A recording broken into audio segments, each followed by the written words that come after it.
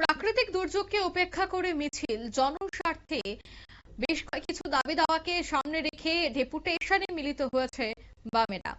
জানা গেছে যুবরাজনগর ব্লকের সাধারণ মানুষের দীর্ঘদিনের পঞ্জীভূত সমস্যা এবং জনস্বার্থমূলক বিভিন্ন দাবি দাওয়া এবার সরাসরি প্রশাসনের দ্বারস্থ হয়েছে বামেরা।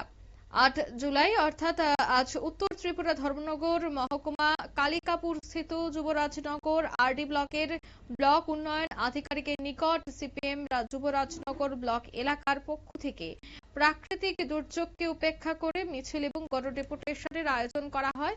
এলাকায় সর্বস্তরের মানুষের দীর্ঘদিনের জল, বিদ্যুৎ, বাসস্থান, কর্মসংস্থান এবং সামাজিক সুরক্ষা মতো অপ্রয়োজনীয় সমস্যাগুলি দ্রুত এবং স্থায়ী সমাধানের লক্ষ্যে এই স্মারকলিপি পেশ করা হয়। কে উঠে আছে শোনাবো। কমিটির উদ্যোগে যুবরাজনগর ব্লকে 10 দফা দাবির ভিত্তিতে প্রচণ্ড ঝড় বৃষ্টিকে উপেক্ষা করে গণডেপুটেশন দেওয়া হয়েছে।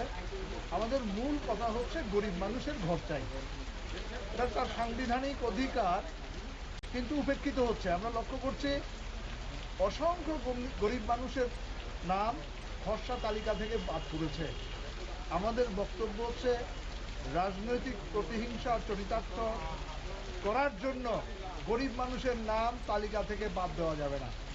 তার রাজনৈতিক পরিচয় যাই হোক না কেন, তাদের ঘরের তালিকায় অন্তর্ভুক্ত করতে হবে এবং পর্যায়ক্রমে সমস্ত গরিব মানুষকে ঘর দিতে হবে। রেখার কাজ করি নূতন বিকশিত ভারত জি রামজি। আপনারা শুনলেন, অর্থাৎ এই স্মারকলিপিটি গ্রহণ করেন ব্লক উন্নয়ন আধিকারিক। বিষয়টি খতিয়ে দেখার আশ্বাস দিয়েছেন। এদিন ডেপুটেশনে উপস্থিত ছিলেন সিপিএম এর রাজ্য সম্পাদক মণ্ডলীর সদস্য অমিতাভ দত্ত, উত্তর ত্রিপুরা জেলার সম্পাদক অভিজিৎ দে, ধর্মনগর মহকুমার সম্পাদক রতন রায় সহ অন্যান্যরা। এই মুহূর্তের সংবাদে পর্যন্ত। আমাদের পরবর্তী নিউজ এবং আপডেট দেখার জন্য অবশ্যই চোখ রাখবেন শুধুমাত্র নিউজ ভ্যানগার্ডের পর্দায়। ধন্যবাদ।